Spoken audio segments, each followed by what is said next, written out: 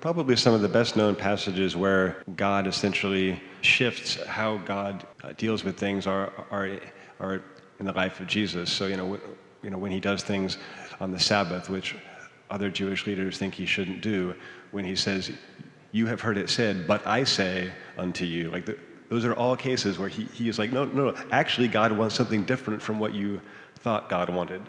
But if you look at both testaments, in fact, this is a theme that runs through them both. And so this story of God's grace starts almost from the beginning. So when you look at the story of Adam and Eve, they're warned, on the day that you eat of this tree, you will die, but they don't die, right? And so they're ushered out of the Garden of Eden, but even there, God gives them clothes and tries to show them grace, which was not promised to them. Then the flood happens, and it's a terrible thing. But then God says, "Hey, you know what? I'm not going to do that again."